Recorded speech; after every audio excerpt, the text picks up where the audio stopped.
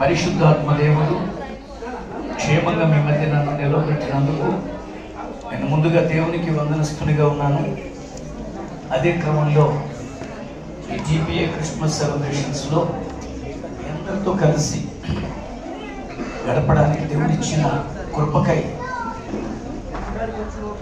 మీ అందరికీ కూడా ప్రభు అయిన యేసుక్రీస్తు నామములో నా శుభవందనాలు తెలియజేస్తూ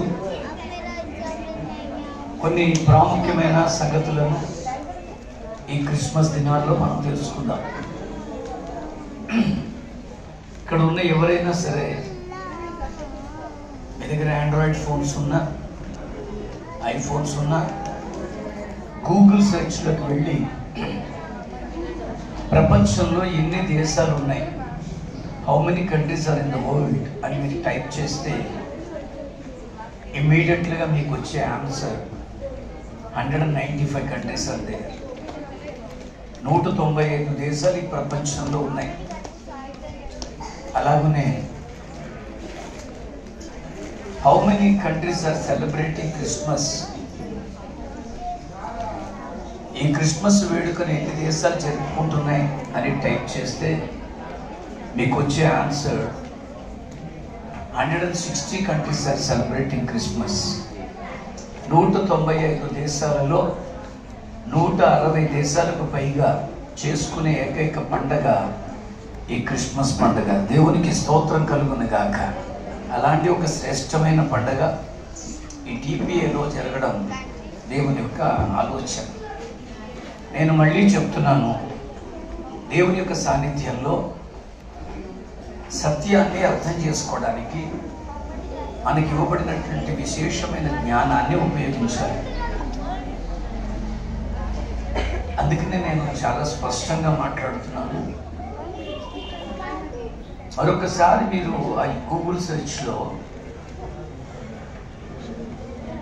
అనేకులు చదవగలిగే పుస్తకం ఏమిటి అని మీరు టైప్ చేస్తే, which book red by more people అని టైప్ చేస్తే వెంటనే వచ్చే సమాధానం ఒక 10 పుస్తకాల లిస్టు వస్తుంది.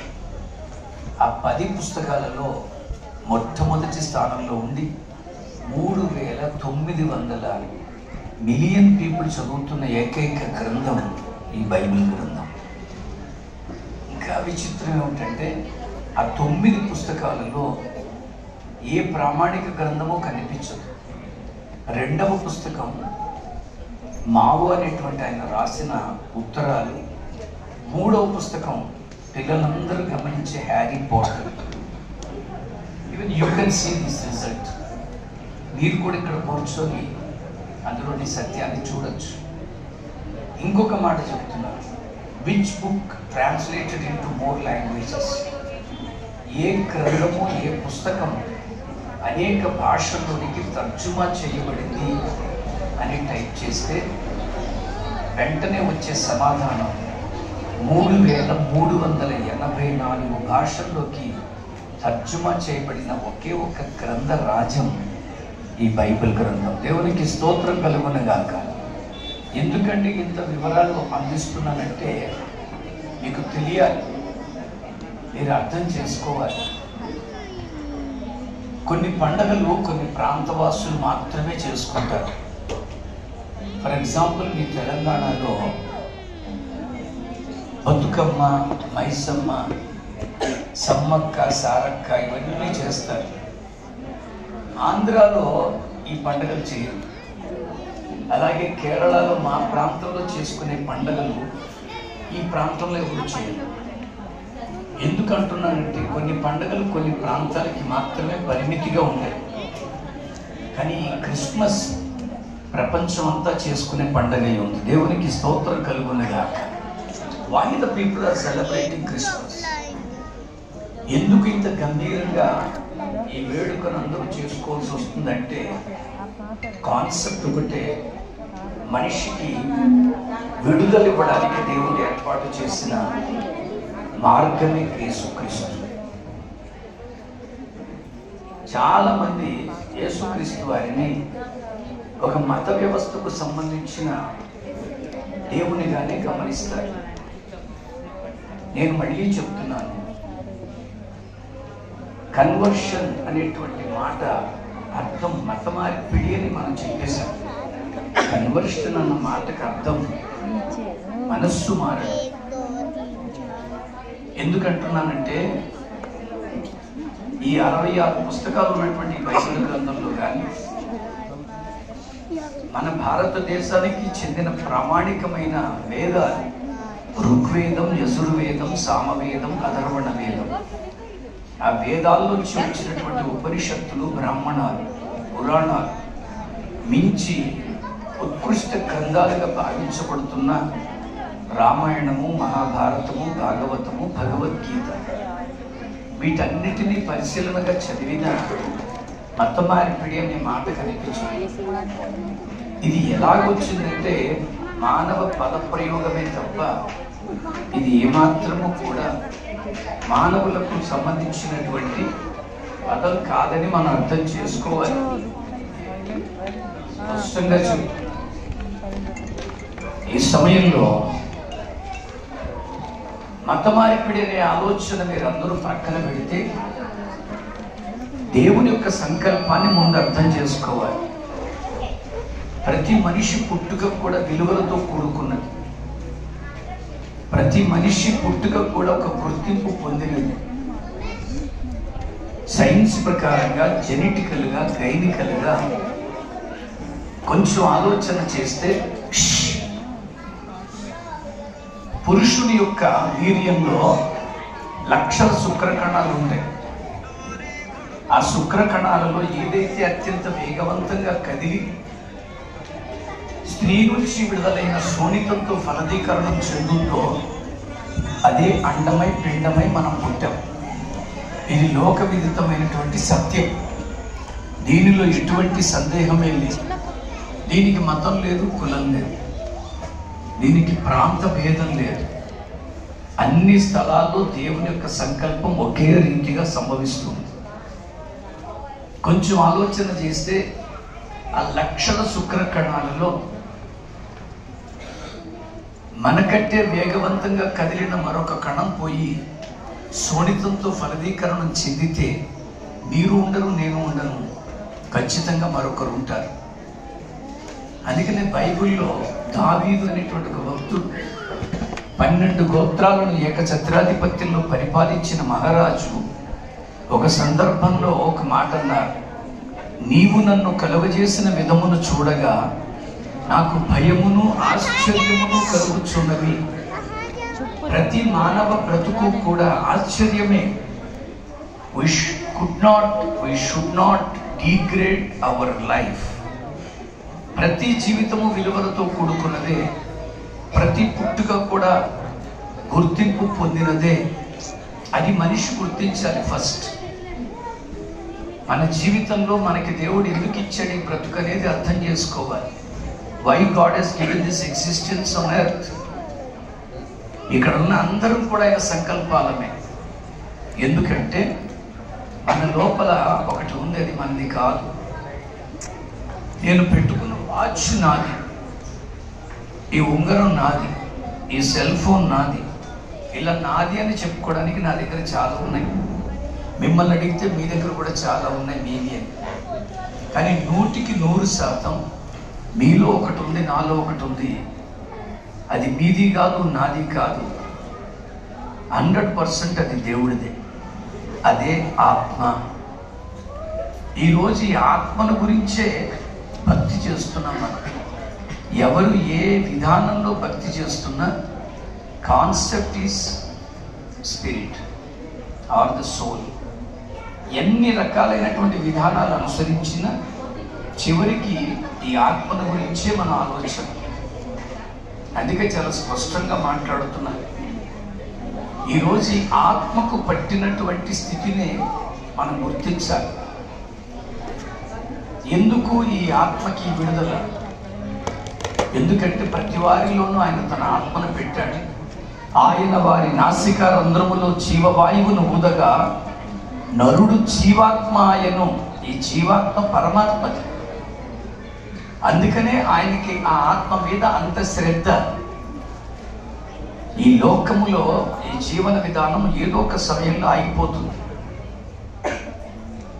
అందుకనే స్పష్టంగా అంటారు, పుట్టుటయు గిట్టుటయు రెండూ ఉన్నాయి.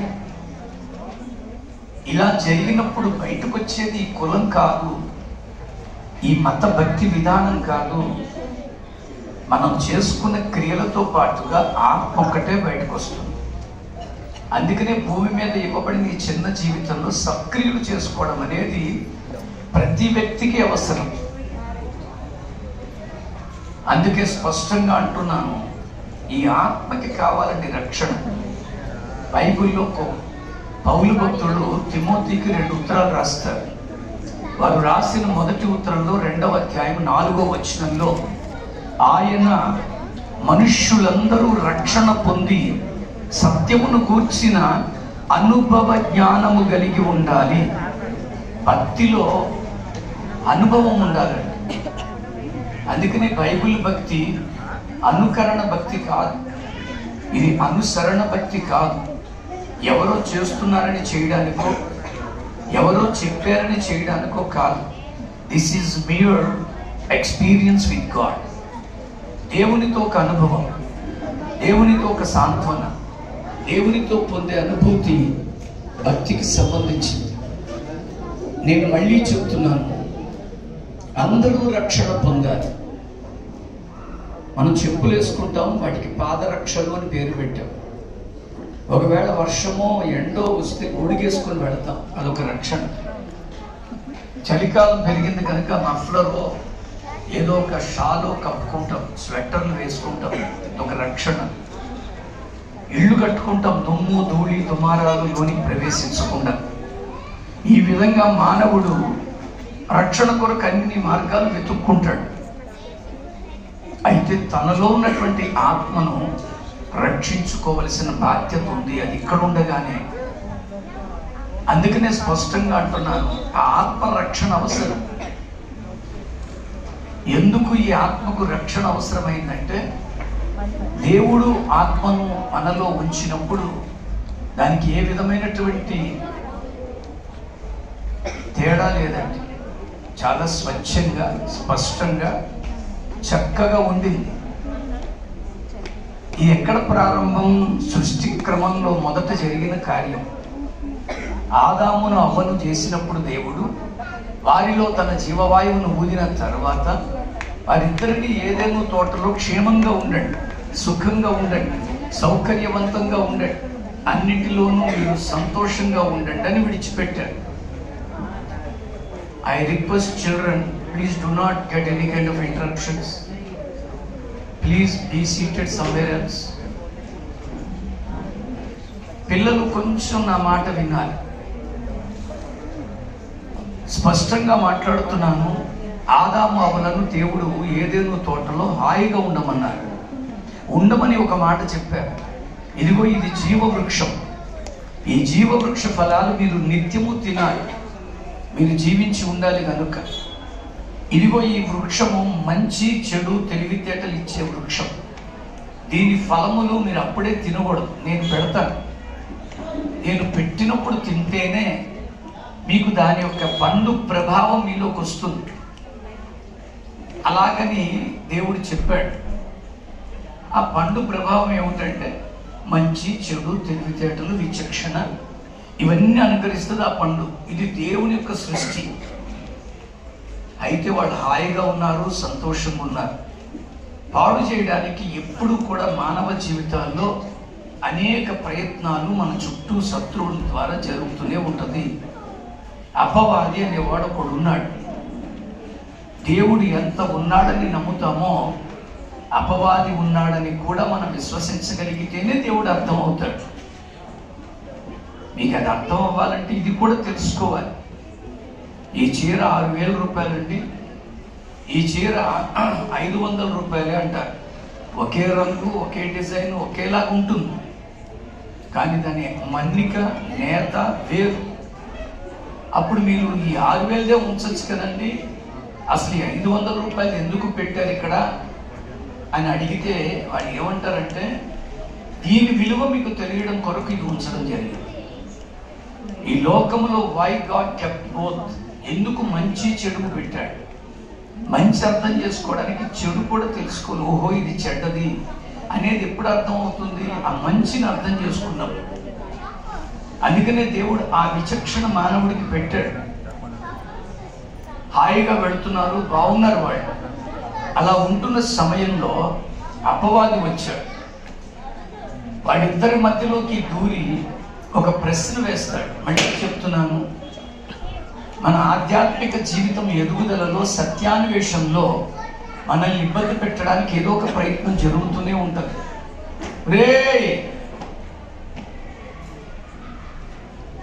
ఈ ప్రయత్నంలోనే మానవుడు ఓడిపోతున్నాడు.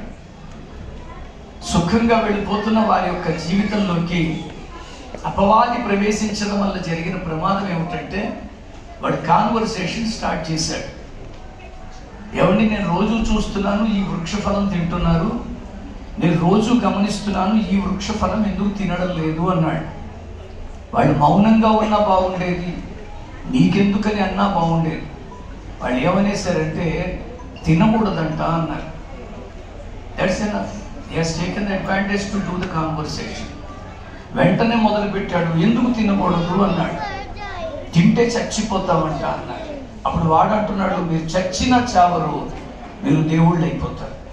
దేవుడి ఉద్దేశం అదేనంటే, ఇక్కడ ఉన్న మనం అందరం ఎలా ఉండాలంటే దైవ స్వరూపంగానే ఉండాలి. ఆయన తన స్వరూపాన్ని ఇచ్చాడు, తన సారూప్యాన్ని కూడా ఈ మానవుడు పొందాలని ఆయన ఉద్దేశం. మనం అందరం భగవత్ స్వరూపులమే, ఆత్మస్వరూపులమే. ఇది గుర్తించకుండా అపవాది మన మనోనేత్రాలకు గుడ్డితనాన్ని కలుగు చేశాడు. ఈ మనోనేత్రాలు తెరవబడితే తప్ప భక్తి ఏమిటో, భగవంతుడేంటో అర్థం కాదు. ఈరోజు మనం చేస్తున్న భక్తి అంతా కూడా మత భక్తి. మతం పేరిటే భక్తి చేస్తున్నాం. అందుకే మన భక్తి మన చేతుల్లో లేదండి. మన భక్తి పాస్టర్ల చేతుల్లోకి వెళ్ళిపోయింది, మన భక్తి పీఠాధిపతుల చేతుల్లోకి వెళ్ళిపోయింది, మన భక్తి స్వామీజీల చేతుల్లోకి వెళ్ళిపోయింది, మన భక్తి పూజారుల చేతుల్లోకి వెళ్ళిపోయింది. వాళ్ళు ఏం చెప్పితే అదే భక్తి అనుకునే స్థితిలోకి భక్తి వెళ్ళిపోయింది. అందుకనే భక్తిని గురించి ఆలోచన చేసినప్పుడు ఖచ్చితత్వం మనకి రావాలి. ఆ భక్తి ఏదో తెలియకుండా మనం చేసేసి నేను మంచి భక్తి చేస్తున్నానులే అని అనుకోవడం అనేది అమాయకత్వం. అందుకని అంటున్నాను స్పష్టంగా, ఈరోజు మానవ జీవితంలో డ్రామా అనేది ఎక్కువగా కనిపిస్తూనే ఉంది. అన్నమయ్య అనేటువంటి ఒక వాగ్గేయకారులు ఒక పాట రాశారు. పుట్టుటయు నిజము, పోవుటయు నిజము, నటనడి సంద్రాన నాటకము, నానాటి బ్రతుకు నాటకము, నాటకము. పుట్టడం నిజమండి, చచ్చిపోవడము నిజమే. మధ్యలో చేసి అడావిడంతా నాటకం. ఎక్కువ మాట్లాడకు, మా మతం ఏంటో తెలుసా, ఎక్కువ మాట్లాడకు, మా కులం ఏంటో తెలుసా, ఇదంతా డ్రామా. వాగ్గేయకారుడైనటువంటి వారు రాయడమే కాదు, సినీ గేయకారుడైనటువంటి వేటూరి సుందరరామూర్తి గారు ఆయన ఒక ఆయన రాశారు. నరుడి బ్రతుకు నటన, ఈశ్వరుని తలపు ఘటన, ఆ రెంటి నట్ట నడుమ నీకెందుకింత తపన? మతం పేరిట, కులం పేరిట, స్థాయి స్థితి పేరిట ఎందుకింత పొట్టుకు చచ్చిపోతున్నాడు మానవుడు? ఈశ్వరుడు అంటే శివుడో దేవుడో కాదు. తెలుగులో శబ్దరత్నాకరం అని ఇంతలో పుస్తకం ఉంటుంది, అర్థ ప్రతిపదార్థాలు మనకి బోధిస్తుంది. దానిని మనం పరిశీలిస్తే ఈశ్వరుడు అన్న మాటకు అర్థం దేవుడు అని ఉందండి. ఈరోజు ఏం జరుగుతుందో అదంతా దైవ లీల. ఉన్నదొక్క జాతి, అది మానవ జాతి. మిగిలినవన్నీ వృక్ష జాతి, పశు జాతి, జలచరముల జాతి, అలాగే రకరకాల జాతులు. వాటికి మనకి సంబంధం లేదు. ఉన్నది ఒక్క జాతి, మానవ జాతి. కొట్టుకు చచ్చేదందరూ ఈ మానవులే. ఎందుకింత వైషమ్యాలు, ఎందుకింత విద్వేషాలు, ఎందుకింత పగద్వేషాలు? ఎందుకు అంటే ఇలాగ చేసేది భక్తే. మిగిలిన విషయాలు ఎక్కడ గొడవలు లేవు. ఒక ఆయన ఎవరు ఆటో కొనుక్కొని ఆటో నడుపుకుంటూ సంపాదిస్తున్నాడు, మరొకడెవరు ఆటో కొనుక్కుంటే వీడు ఏడవడు. వీడు ఆటో కొనేసాడని వాడిని చంపేసి ఆటోని కొట్టేసి ఏం చేయరు. ఒక ఆయన చెప్పుల వ్యాపారం పెట్టుకున్నాడు అనుకోండి, మరొకడు కూడా పెట్టుకుంటాడు. మా కాకినాడలో చెప్పుల కొట్లన్నీ కూడా ఒకే వరుసలో ఉంటాయి. ఎవరు ఏ కొట్టుని కొట్టుకోరు, తిట్టుకోరు, చంపుకోరు. ఒకటి వస్త్ర వ్యాపారం చేస్తుంటే బ్రహ్మాండంగా ఉంటాయి. మీరు సుల్తాన్ బజార్కి వెళితే అక్కడ గోల్డ్ మంది అమ్ముతుంటారు రకరకాలు. ఎవడి వ్యాపారం వాడిది, ఎవడి గొడవ వాడిది. వీడు కూడా అదే చేస్తున్నాడని వాడిని కొట్టారు. కానీ కొట్టుకు తెచ్చే విధానం, మనుషుల్ని ఏళన చేసే విధానం, కించపరిచే విధానం, సెట్టైర్లు వేసుకొని జోకులు వేసుకునే విధానం ఒక్క భక్తిలోనే కనిపిస్తుంది, ఇంకెక్కడ కనపడదు. మీరు ఎంత పరిశీలనగా చూడండి, ఎవరి బ్రతుకులు వాళ్ళు బ్రతుకుతున్నారండి. Why don't we respect them? అదే భక్తిలోకి ఎందుకు తెచ్చుకోకూడదు? అందుకనే అంటున్నాను, ఈరోజు నటన అనేది మనం దైనందిన జీవితంలో కనిపిస్తూనే ఉంటుంది. ఒక్కొక్కసారి వ్యాపారంలో నటన. మేము ఈ మధ్య చార్మినార్కి వెళ్ళాము, మీటింగ్స్కి వచ్చాను వనస్థలిపురంలో 3 రోజులు. నా వైఫ్ మా పాప కూడా వస్తే చార్మినార్లో ఏవో బట్టలు అవి కొనుక్కుంటామంటే వెళ్ళాం. మా అమ్మాయికి కొంచెం ఆతృత ఎక్కువ. ఆ చార్మినార్కి రోడ్డు మధ్యలో బట్టలు అమ్ముతున్నారు. ఆ డ్రెస్సు 500 రూపాయలకే ఇచ్చేస్తున్నాడు. ఇంక ఇప్పుడు తెగ మురిసిపోయి తక్కువ రేట్ అండి, లెస్ దాన్ 500 అనుకుంటాను. కొనేసిందండి, ఒక 5,000 కొనేసింది. ఇంటికి వచ్చిన విప్పితే తెస్తున్నాయి, మడత మట్టుకు బ్రహ్మాండంగా ఉంది. అయ్యా నన్ను తీసుకెళ్ళి నేను అడిగేస్తానంటే వాడు ఉంటాడా? వాడు ఎవడో మనకి గుర్తుండడు. ఒక్కొక్కసారి బ్రహ్మాండంగా ఉంటే నమ్మేస్తారు. నటన, వ్యాపారంలో నటన ఉండొచ్చు, ఉద్యోగంలో నటన ఉండొచ్చు, ఈవెన్ వైవాహిక బంధంలో కూడా నటన వచ్చేసింది.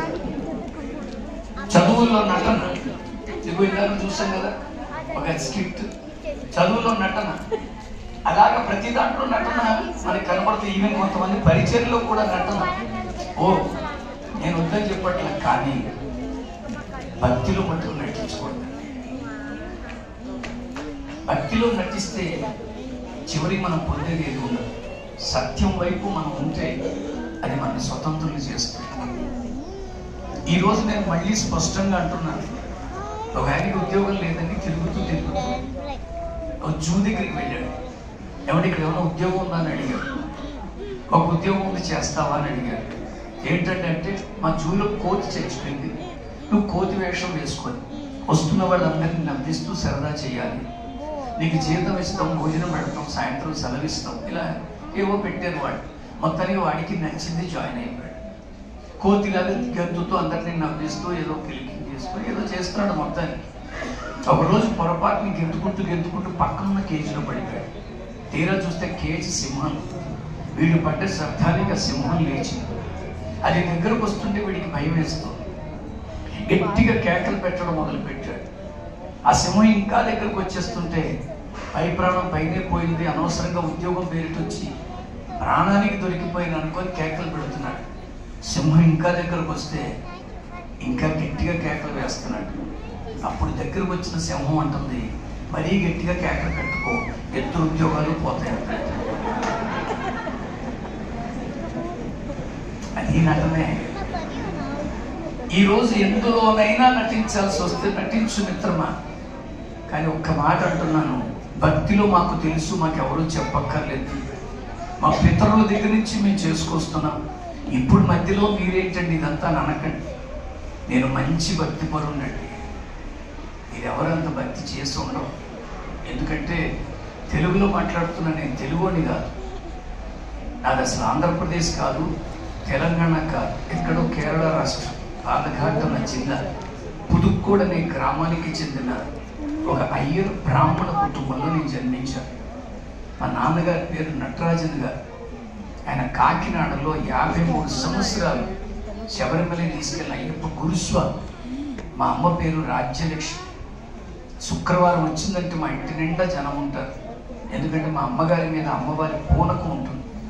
తాయిత్తులు పడుతుంది, విభూతులు ఇస్తుంది, మంత్రాలు వేస్తుంది. ఇలాంటి ఒక మంచి భక్తి కలిగిన కుటుంబంలో నేను జన్మించాను. అన్నవరం దేవస్థానంలో మా పద్ధతి ప్రకారంగా అరగుండు చేయించుకొని జంధ్యం వేసుకున్న బ్రాహ్మణుడు. మాకు యవ్వన కాలం వచ్చినప్పుడు ఉపనయనం అనేది ఉంటుంది. నాకు మా అన్నయ్య గారికి ఒకేసారి వేశారు. ఎందుకంటే మా 5 సంతానం. నా పెద్దన్నయ్య, అక్క, నా చిన్నన్నయ్య, నేను కవల పిల్లలు. నాకు తమ్ముడు ఉన్నాడు. మా ఇద్దరికి ఒకేసారి ఉపనయనం చేశారు. మేము పూడలు అంటాం. నేను చాలా భక్తిలో ఎదిగానండి. మా అన్నయ్య గారి మీద నేనేం నింద మోపట్లేదు, కానీ వారికి ఉన్న భావన ఏంటంటే ఆ అందం ఎక్కడ పాడైపోద్దో అని 4 వెంట్రుకలు తీసుకున్నాడు. నాకు భక్తి మీద ఉన్నటువంటి విలువలను బట్టి నేను అరగుండు చేయించుకున్నాను.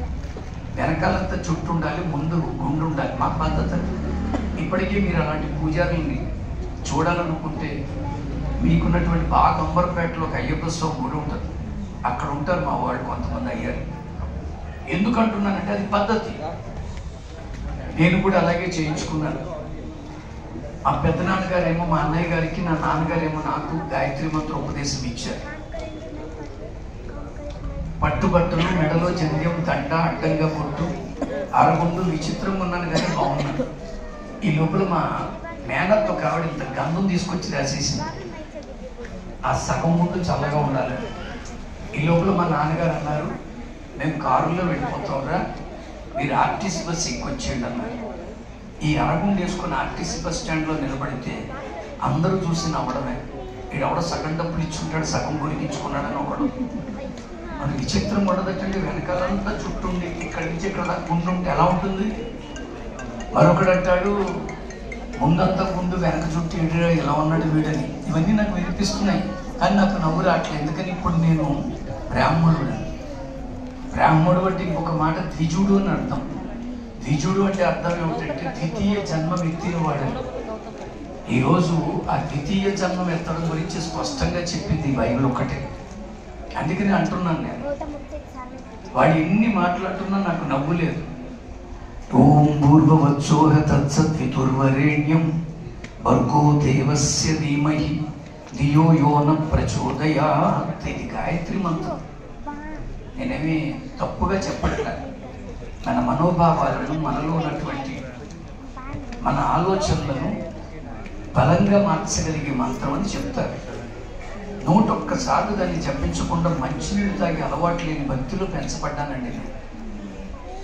అలాగని నేను తక్కువ చేయట్లా. అది చదువుతున్నంత కాలం దాని అర్థం కూడా నాకు తెలియదు. కానీ ఇదిగో ఇది వచ్చిన తర్వాత తెలిసి వచ్చింది. దేవస్య ధీమహి, ఈ భూమి మీద ఉన్న అన్ని నామముల కంటేను పైనామముగా ఉన్నవాడు. ధియో యో న ప్రచోదయాత్, నీవు మాత్రమే వసించుచు అమరత్వము కలిగిన తేజోమయుడైన వాడు. మీకు మంచి వివరం చెప్తున్నాను. నేను ఎవరిని కించపరచను, కించపరచాల్సిన అవసరము లేదు. కానీ this Bible can be read. ఈ బైబిల్ అందరూ చదవగలరు. ఇది అందరూ చదవగలిగేంత గ్రంథం ఇది. కానీ కొంతమందితో అంటున్నాను, మీరు చేస్తున్న భక్తిలో మీకు చాలా మంత్రాలు తెలియవు. ఆ మంత్రాలు మీరు చదవను లేరు. వాటిని ధ్యానించడానికి అక్కడక్కడ ఎవరో ప్రయత్నం చేస్తారు. ఎందుకంటే అదంతా వాళ్ళ చేతుల్లోనే, వాళ్ళ గ్రిప్పులోనే ఉంటుంది. వాళ్ళే మనకి వాటిని వివరిస్తారు. వాటి అంతా ఆ భావాన్ని మనం అర్థం చేసుకొని అమ్మయ్య అనుకుంటాం. కానీ ఇదొక మాట చెప్పను, మీరు చదివితే మీకు అర్థమవుతుంది. దేవునికి స్తోత్రం కలుగునుగా. మీరు చదువుకుంటే మీ జ్ఞానము పెరుగుతుంది. అందుకనే బైబిల్ నెవర్ టీచర్స్ అబౌట్ భక్తి. భక్తి ఇలా చేయాలి అని ఎక్కడ బైబిల్ చెప్పదు. Bible always teachers about the wisdom of God.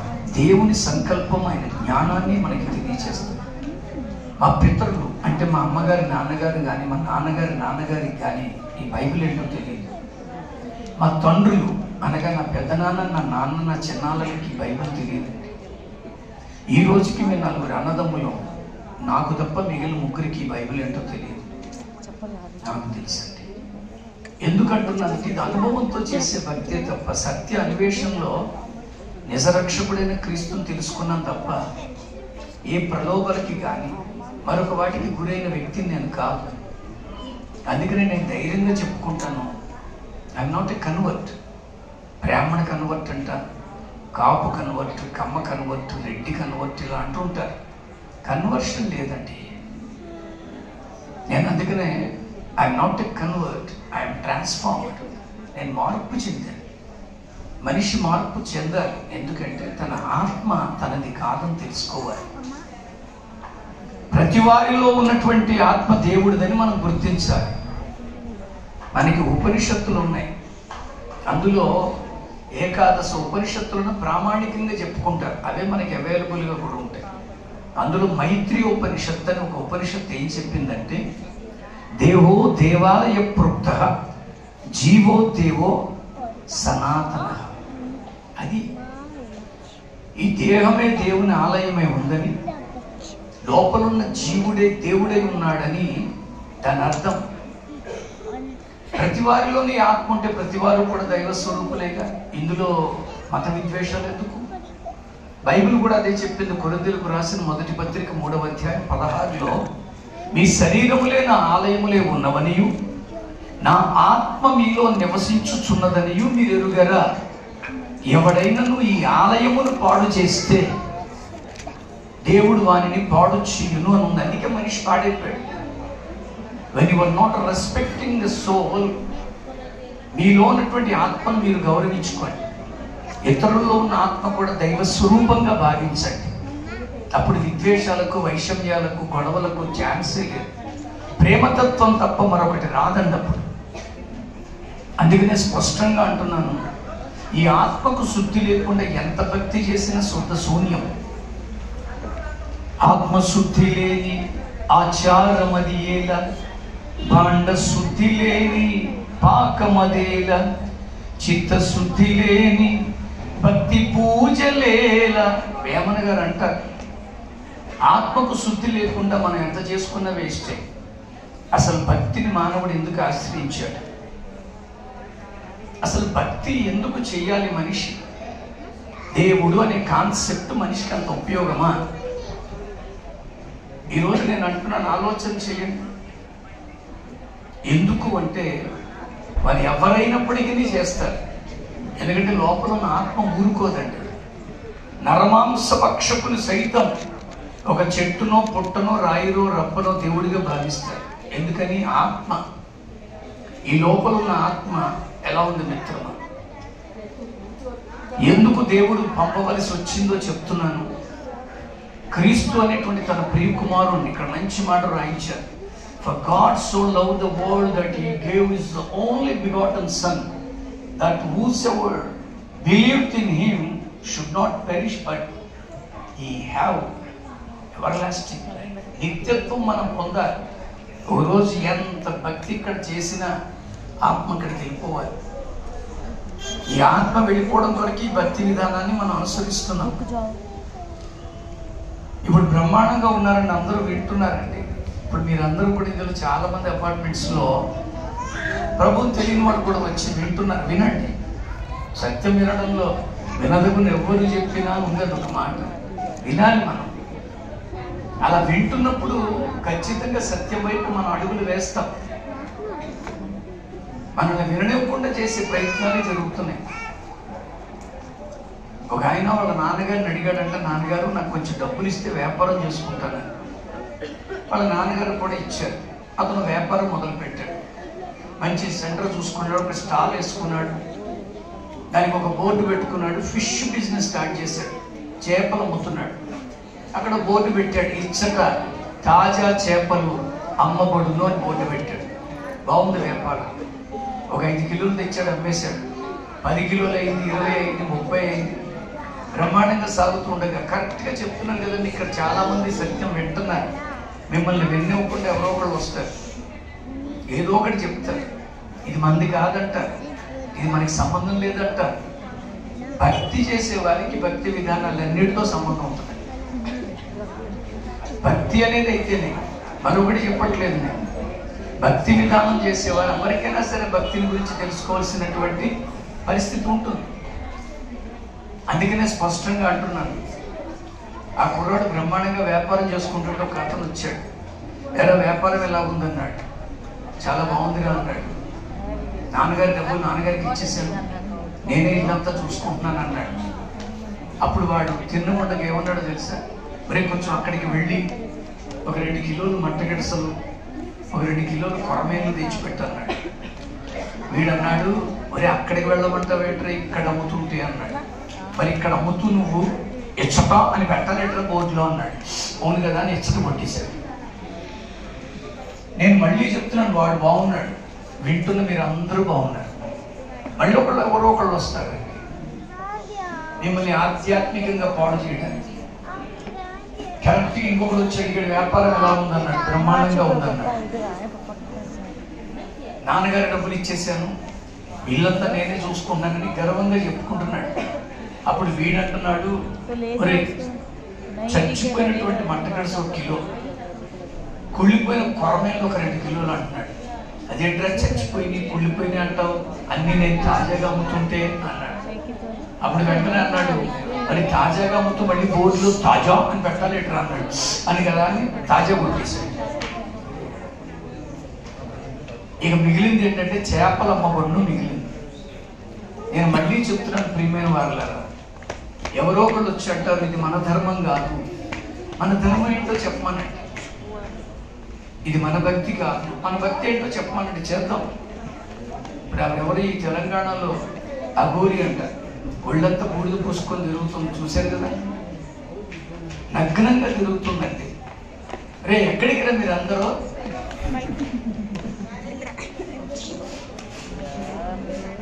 వెంటనే వెళ్ళిపోండి.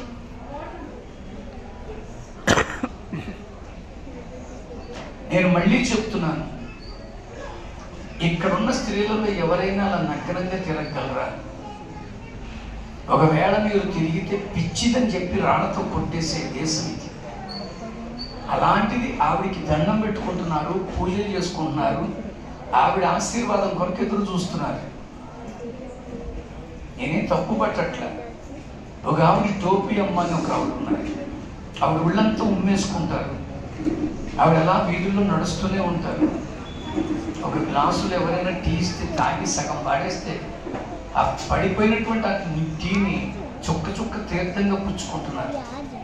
నేను భక్తిని జోకులే ఇట్లా, మన భక్తి తీవ్రత చెప్తున్నాను. చర్చిలో గుడిలో పూజ వేడి వచ్చేస్తుందని ఒక ఏసీ పెట్టారు. ఇలాంటి ఒక ఆయన ఎవరో స్పాన్సర్ చేస్తారు. ఆ ఏసీలోంచి నీళ్ళు వస్తాయి. ఆ కొట్టం ఏం చేయాలో తెలియక బయటికి ఒక చిన్న కన్నం ఉంటే దానికి ఒక చిన్న రూపం ఉంటుంది, దాంట్లోకి పెట్టారు. ఆ ఏసీ నీళ్లు చుక్క చుక్క చుక్క కారుతుంటే ఎవరో ఒకళ్ళ చుక్క పట్టుకొని తీర్థంగా తీసుకున్నారు. వీళ్ళందరూ వెనకబడిపోయారండి. నేను మళ్ళీ ఎవరిని ఏమనట్లా, మన భక్తికి ఎంత తీవ్రత అంటే, ఒక ఆయన ముళ్ళ కంపల మీద పడుకుంటాడు, అది భక్తి. ఒక ఆయన మండు కొండల్లో నడుస్తాడు, అది భక్తి. ఒక ఆయన నాలుకలో సోలం దించుకుంటాడు, అది భక్తి. ఒక ఆయన వీపుకు కొక్కేలు పెట్టుకొని రథంలో అవుతాడు, అది భక్తి. ఒక ఆయన ఒళ్ళంతా కప్పుకొని గడ్డం పెంచుకొని నాట్యం ఆడుతూ మంచి దేవుని మాటలు చెప్తాడు, అది భక్తి. ఒక ఆయన శ్వేతాంబరుడిగా ఉంటాడు, అది భక్తి. ఒక ఆయన కాషాయాంబరుడిగా ఉంటాడు, అది భక్తి. ఒక ఆయన అడ్డంగా పెట్టుకుంటాడు, ఒక ఆయన నిలువుగా పెట్టుకుంటాడు, అది భక్తే. ఇప్పుడు ఇన్ని రకాల విధానాలలో ఏది చెయ్యాలి? మనిషి యొక్క భక్తి తత్వాన్ని ఎంతగా డీవియేట్ చేసేస్తున్నారంటే ఒక్కొక్కటిగా పోగొట్టుకుంటున్నాం మనం. We are losing our identity in bhakti. మరొకడు వచ్చాడు, వ్యాపారం ఎలా ఉందన్నాడు, బ్రహ్మాండంగా ఉందన్నాడు. అప్పటికే వాడి దగ్గర 2 పోయినాయి, ఇచ్చట పోయింది, తాజా పోయింది, ఇక చేపల అమ్మబడును మిగిలింది. మళ్ళీ ఒకళ్ళు వచ్చారు. ఈ 3వ బ్యాచ్ ఎవరంటే ఈ సోకాల్డ్ క్రిస్టియన్. మా చర్చికి రండి, బ్రహ్మాండంగా ఉంటుంది, మా పాస్టర్ గారు ఏలేస్తే పని అయిపోద్ది, ఆయన బుష్ అంటాడు, బుష్ అంటాడు. ఇంకొకటి వచ్చి అడుగుతున్నాడు, వ్యాపారం ఎలా ఉంది, బ్రహ్మాండంగా ఉంది, ఎవరి ఇంట్లో సంబంధాలు చూస్తున్నారు అని ఏదో ఆనందంగా చెప్పుకుంటున్నాడు. అప్పుడు వీడంటున్నాడు, రే ఒక 1/2 కిలో మటన్ కొట్టు, ఒక 2 కిలోలు చికెన్ కొట్టు అంటున్నాడు. ఒరే మటన్ చికెన్ అంటే పెట్టరా, నేను చేపలు అమ్ముతుంటే, మరి చేపలు అమ్ముతూ మళ్ళీ చేపలు అమ్మబడును అని పెట్టాలెట్టరా అన్నాడు. అది పోయి ఇప్పుడు ఏం మిగిలింది అక్కడ? ఏమీ లేదు. పాత కస్టమర్లు బోర్డు లేకపోయేసరికి వీళ్ళు ఏడనుకొని మానేశారు. కొత్త వాళ్ళకి బోర్డే లేదు కనుక అసలు తెలియదు మానేశారు. మొత్తానికి వాడి వ్యాపారం ఏమైంది? నీ భక్తి అలాగే అయిపోతుంది. నువ్వు సత్యం తెలుసుకునే దిశలో ప్రయాణం చేస్తున్నప్పుడు నిన్ను అంతరాయం కలిగించడానికి, అభ్యంతరపరచడానికి అనేక ప్రయత్నాలు జరుగుతున్నాయి. అందుకనే నీకంటూ నీ భక్తి ధైర్యాన్ని పుట్టించాను. నేను ఏమి తక్కువ చేసి మాట్లాడట్లా. ఎందుకు చేస్తున్నావు? నువ్వు చేస్తున్నది నీకు అర్థం కాకపోతే అది సూక్త శూన్యం. నేను మళ్ళీ చెప్తున్నాను,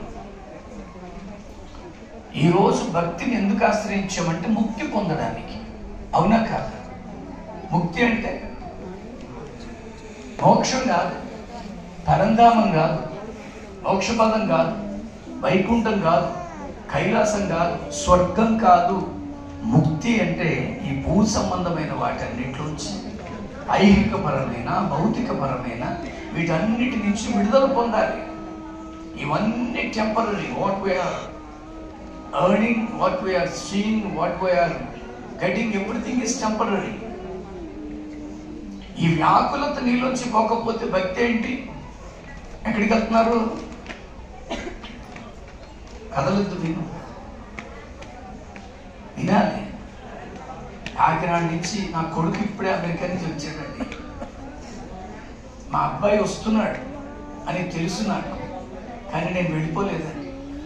మా అబ్బాయికి సారీ చెప్పి నేను దేవుడి పనిలో ఉన్నాను, నేను కాకినాడ వచ్చి కలుసుకుంటాను అబ్బాయి అన్నాను. మా ఆవిడ వెళ్ళి రిసీవ్ చేసుకుంది ఎయిర్పోర్ట్కి. మా పిల్లలందరూ వచ్చి రిసీవ్ చేసుకున్నారు. మీకు తెలిసిన 3.5 సంవత్సరాల నుంచి అమెరికాలో ఉంటున్నాడు ఆయన. 3.5 సంవత్సరాల తర్వాత వచ్చే బిడ్డ కొరకు ఒక తండ్రి వెళతాడా వెళ్ళడా? ఈ తండ్రి వెళ్ళాలి. ఎందుకోసం? నీకోసమే, మీకోసమే నేను ఉండిపోయాను. అందుకని స్పష్టంగా అంటున్నాను, ఒకవేళ ఇన్కన్వీనియన్స్గా ఉంటే నేను ముగించేస్తాను, ఎక్కువసేపు మిమ్మల్ని కూర్చోబెట్టాను. కానీ సత్యం ఈ రాత్రి మీరు తెలుసుకోండి అంతే. నేను మళ్ళీ చెప్తున్నాను, ఈరోజు మనం చేస్తున్న భక్తిలో ముక్తిని ఎందుకు ఆశ్రయించామంటే విడుదల పొందాలంటే. ఈ బయట వచ్చే ప్రతి శత్రువుని ఎలాగోలా దాటుకోవచ్చు. ఒకవేళ మీరు అప్పుల సమస్యలు ఉంటే సడన్గా మీ బంధువు ఎవరు వచ్చి అలా దిగులు పడిపోకు, పొందిపోయింది, నా దగ్గర ఒక అపార్ట్మెంట్ ఉంది, అమ్మేసి అప్పు తీర్చేస్తాను అక్క అంటాడు. అదో శత్రువు నీకు. కానీ ఆ సమస్య విడుదలవుతుంది. భయంకరమైన రోగంలో ఉన్నా విడుదల పొందుతావు. ఎన్ని కష్టాల్లో ఉన్నా ఏదో ఒక రీతిగా శత్రువుని జయించగలవు. కానీ నేను చెప్పేది ఏంటంటే అంతర్గతంగా ఉన్న శత్రువులను జయించగలమా? వీటిని అరిషడ్ వర్గాలు అన్నారు. షట్ అంటే 6. ఈ అరిషడ్ వర్గాలు ఏమిటి? కామము, క్రోధము, లోభము, మోహము, మదము, మత్సరం. ఈ 6టిని జయించలేని నీ భక్తి నీకెందుకు ఉపయోగపడదు? ఈ 6 జయించలేని పాస్టర్ గారు అవని, పీఠాధిపతి అవని, స్వామీజీ అవని, పూజారి అవని, విశ్వాసి అవని, భక్తుడవని, వాళ్ళు చేస్తున్న భక్తి అంతా శుద్ధ శూన్యం. They are not going to receive anything from God. Only the earthly things can be happen. అది అందరికీ జరుగుతుంది. నీ శ్రమను బట్టి, నీ కష్టాన్ని బట్టి నువ్వు పొందుకుంటావు. కొంతమందికి వస్తాయి, కొంతమందికి రావు. ఇవన్నీ వదిలే. ఈ అంతర్గత శత్రువులైనటువంటి అరిషడ్ వర్గాన్ని జయించలేని వాడు భక్తి చేసి ఏం ప్రయోజనం? అందుకనే మొట్టమొదటిగా మనం కామాన్ని జయించాలి. క్రోధాన్ని జయించలేని భక్తి ఎందుకండి? భక్తి పేరిట నువ్వు కోప్పడిపోతున్నావు, భక్తి పేరిట కొట్టుకు చేస్తున్నావు. ఒక ఆయన, నేను పెద్ద సభలో మాట్లాడుతుండగా దూరంగా నిలబడి ఉన్నాడు. ఆయన లుంగి కట్టుకుని ఉన్నాడు, పల్లెటూరు. నా సభలో ప్రసంగం ముగిసే సమయానికి ఆయన అన్నాడు, ఆయన స్టైల్లో చెప్తున్నాను, నువ్వు భలే మాడుతున్నావులే అన్నాడు. పోలే నీకు అర్థమవుతుంది కదా అన్నాను. అప్పుడు అంటున్నాడు ఆయన, నేను మాట అనమంటాను, అనగలవా అన్నాడు. ఏమనమంటావు ఏమిటన్నాడు. నువ్వు అనలేవు అని ఆయనే చెప్పేస్తున్నాడు. ఏమిటి అసలు చెప్పు అన్నాడు. జై శ్రీరామ్ అని చూద్దాం. ఇదో పెద్ద పిచ్చి పట్టింది. జై శ్రీరామ్ అనేస్తే పాపం అంటేసుకుంటుందా? పాపం పోతుందా? అసలు ఎంత విచిత్రమైన మాట అంటే, అతను నన్ను అంటున్నాడు, చూసావా అనలేకపోతున్నావు అన్నాడు. అప్పుడు అన్నాను నేను, శ్రీరామ రామ రామేతి రమే రామే మనోరమే సహస్రనామ తత్తుల్యం రామనామవరాననే. వెంటనే అతను అంటాడు, అది అప్పుడు చెప్పేస్తున్నాడు, నీకు అదే తెలుసు, నాకు ఇది కూడా తెలుసు. ఆమేన్. నీకు నీ భక్తి నేర్పించడం ఒకటే. నేను అంటున్నాను, నేను నా చిన్నప్పుడు పాట ఉండేదండి, శ్రీరామ నీ నామం ఎంతో రుచిగా ఎంతో రుచి ఎంతో రుచి ఎంతో రుచి అని పాడేవారు. ఈ మధ్య కాలంలో పాట వచ్చింది, తాగరా తాగరా శ్రీరామ నామామృతం, ఆ నామమే దాటించు భవసాగరం అన్నారు. మరి ఇప్పుడు ఆ రామనామం పెట్టుకునే కదా పాస్టర్లు చెత్తపడేస్తుంది. ఆ రామనామం పెట్టుకునే కదండి చర్చిల మీద జెండాలు పాతేస్తున్నాం. ఎక్కడ స్త్రీ పూజింపబడుతుందో, ఎత్ర నార్యస్తు పూజ్యంతి తత్ర దేవత రమంతే అనే దేశం అంత. ఎక్కడ స్త్రీ పూజింపబడుతుందో అక్కడ దేవతలు దిగి ఉంటారని శాస్త్రం చెప్పింది. అలాంటి స్త్రీలను నగ్నంగా చేసి ఊరేగిస్తూ పాడు చేస్తూ ఆ నామ జపం చేస్తున్న నేను అడుగుతున్నాను, ఏ రాముడు సంతోషిస్తాడో చెప్పండి. జంకలు గుర్తుకొని శబాషి భలే పని చేసేవరా అని అనగలిగేవారు ఎవరైనా ఉన్నారా? ఇదంతా ఎవరు నేర్పారు? అసలు ఈ భక్తి విధానం ఎక్కడుంది? అందుకనే స్పష్టంగా అంటున్నాను నేను, నువ్వు కామాన్ని జయించలేవు, క్రోధాన్ని జయించలేవు, లోభాన్ని జయించలేవు, మోహాన్ని జయించలేవు, మదాన్ని జయించలేవు, మత్సరాన్ని జయించలేవు. ఇవి జయించని నువ్వు భక్తి చేస్తున్నానని చెప్పడం ఎంతవరకు ఖచ్చితం?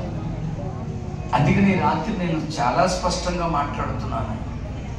ఈ ఆత్మశుద్ధి కావాలండి, ఈ ధర్మం మనం చేసుకోవాలి. ఇంతమంది ఉన్నారు కదా, అందరినీ అడుగుతున్నాను. మహమ్మద్ ప్రవక్త గారిని వెంబడిస్తే వాళ్ళు ఏమంటారండి? మహమ్మదీయులు అంటారు. క్రైస్తవ్యాన్ని వెంబడిస్తే వాళ్ళని క్రైస్తవులు అంటారు. బుద్ధుణ్ణి వెంబడిస్తే వాళ్ళని బౌద్ధులు అంటారు. జైను గారిని వెంబడిస్తే జైనులు అన్నారు. గురునానక్ గారిని వెంబడిస్తే సిక్కులు అన్నారు. హిందూ అంటే అలా మౌనంగా ఉండకూడదు.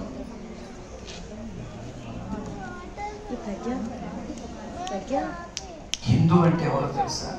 ధర్మాన్ని వెంబడించు. ధర్మో రక్షితి రక్షిత. ఎవరు ధర్మాన్ని వెంబడిస్తారు, ఆ ధర్మం చేసుకోమనే బైబిల్ చెప్పింది తప్ప మతం మార్చుకోమని ఎక్కడ చెప్పాలి? రేపేమి సంభవించునో మీరు ఎరగరు కనుక మీ జీవం ఏ పాటిది? అది కొంతసేపు కనబడి అంతలో మాయమైపోయే ఆవిరి బట్టిదే కనుక ప్రభువు చిత్తమైతే బ్రతికి ఉండి ఇది అది చేతమని చెప్పుకొనవలెను. ఇప్పుడైతే మీరు మీ డంబముల యందు అతిశయపడుతున్నారే. ఎక్కువ మాడకు, మా మతం కూడా ఒక రాదు, మా కులం కూడా ఒక రాదు. అసలు ఇవన్నీ ఎవరు పెట్టారు? ఎవ్వరూ పెట్టని మనిషి పెట్టుకున్నాడండి. దేవుడి భూమిని చేశాడండి, మనిషిని చేశాడండి. ఈ మనుషుల మధ్య బైఫర్గేషన్ తెచ్చింది దేవుడా? ఒకవేళ తెచ్చి ఉంటే దేవుడే కాదు, ఈ భూమి చేశాడండి దేవుడు. మేము అగ్రవర్ణంలో పుట్టాం కనుక అగ్రహారంలో ఉంటాం. మీరు తక్కువ కులంలో పుట్టారు కనుక పేటలో ఉండాలి. ఎవడు చెప్పాడు ఇవన్నీ? ఈ పేట అగ్రహారం దేవుడిది కాదా? వీడు క్రైస్తవుడు, వీడు హిందువు, వీడు ముస్లిం అని బైఫర్గేట్ చేసింది దేవుడా? నోవే. ఎవరు చేశారు? ఇదిగో ఈ సోకాళ్ళు నలుగురు పాస్టర్లు, స్వామీజీలు, పీఠాధిపతులు, పూజారులు, వీళ్ళేగా. భక్తులకి ఏం తెలియదండి. వాళ్ళు ఏం చెబితే అది చేసే స్థితిలో భక్తి జీవనం ఉంది కనుక ఇలా అయిపోయింది భక్తి. అందుకనే రాత్రి ఎందుకు దేవుడు తన ప్రియకుమారుడిని క్రీస్తుని పంపాల్సి వచ్చింది? ఆ ధర్మాన్ని చేయమన్నాడండి. ఇప్పుడైతే మీరు మీ డంబములందు అతిశయపడుతున్నారు, కానీ అట్టి అతిశయం అంతయు చెడ్డది కాబట్టి ధర్మమైనది మేలైనది చెయ్య ఎరిగి ఉండి అలా చెయ్యని వారికి పాపం. ఈరోజు ధర్మం చేద్దామండి.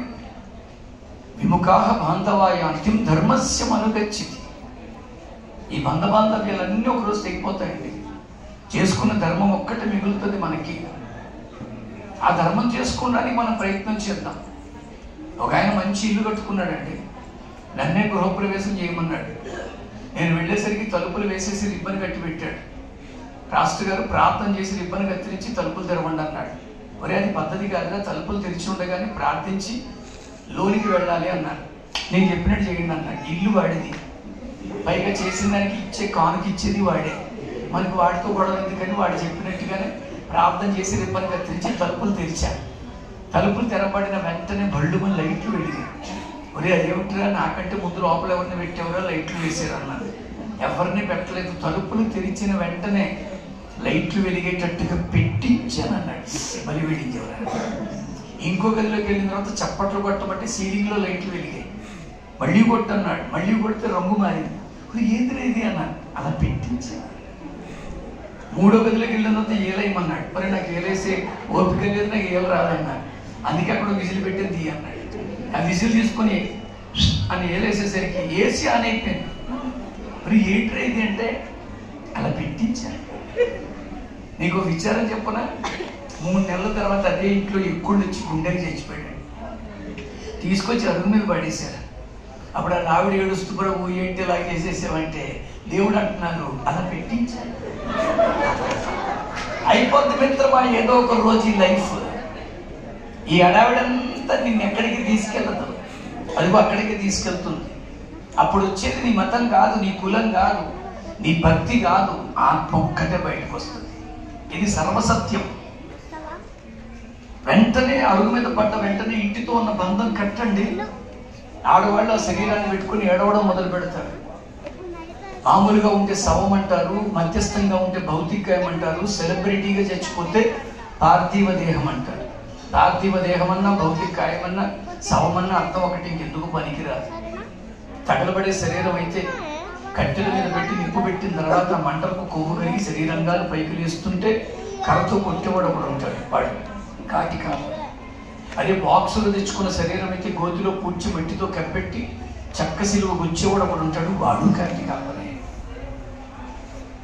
అందుకనే స్పష్టంగా అంటున్నాను, ఇక్కడ ఏమొచ్చింది? పంతులు గారు పాస్టర్ గారు వచ్చి అంత్యక్రియల కొరకు ఆ శరీరాన్ని తీసుకెళ్ళిపోతారు. అక్కడితో ఆడవాళ్ళతో ఉన్న బంధం కూడా కట్. వీధిలో ఉన్న వాళ్ళు కొంత దూరం మోస్తారు, ఎందుకంటే మొన్నటిదాకా మనతో వీధిలో ఉండడని. ఆ మలుపులో వాళ్ళు కట్. శ్మశానం దగ్గరికి వెళ్ళిన తర్వాత మా అమ్మ నాన్న బతికే ఉన్నారా, మేము లోనికి రాకూడదని అక్కడ కొంతమంది కట్. చివరికి వచ్చేది ఎవరు? మా పిన్ని గారు చచ్చిపోయారు, మేము 6వ బ్రాహ్మణం. మా తమ్ముళ్ళు అన్నారు, అన్నయ్య మాకు తోడుగా ఉండన్నారు. తప్పకుండా ఉంటానని నా ప్రోగ్రామ్స్ అన్ని పోస్ట్పోన్ చేసుకుని ఉన్నాను. శరీరాన్ని తీసుకెళ్ళి కట్టెల మీద పెట్టాను. పంతులు వచ్చారు, మధ్యలో తమ్ముళ్ళ చేత నిప్పు పెట్టించారు పంతులు గారు. తమ్ముళ్ళని బాబాయ్ని వెళ్ళిపోమన్నారు. నేను పంతులు గారు నిలబడి చూస్తున్నాను. ఈ లోపల కర్రతో కొట్టేవాడు కూడా ఉంటాడు అన్నాను కదా, వాడు కర్ర పట్టుకొస్తున్నాడు. వాడు నన్ను చూసి గుర్తుపెట్టి ప్రైజ్ లేడు సార్ అన్నాడు. ముందు పని బాబా అన్నాను.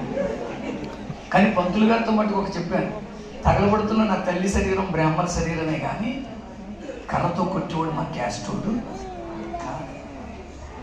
ఆ మర్నాడు అస్థికలు సేకరించడానికి వెళ్ళాం. అస్థికలు బూడిద బ్రాహ్మణవే కానీ సేకరించడానికి పట్టుకున్న కొండ చేసినాడు మా క్యాస్టోడు. రాజమండ్రి గోక్షపాద క్షేత్రానికి తీసుకెళ్ళి గోదావరిలో కలుగుతామండి. ఒడ్డంతా తుక్కుందని లోనికి వెళ్తా ఉన్నాడు తమ్ముడు. పడవ నడిపేవాడు మా క్యాస్టోడు. ఏది ఇదంతా? ఎక్కడొస్తుంది ఇదంతా? నిండార రాజు నిద్రించు నిద్రయునొక్కటే, అండనే బంటు నిద్ర అదియునొక్కటే. రాజుగారు కదా ఏసీలో పడుకున్నారని వారి నిద్ర కాస్ట్లీ అని.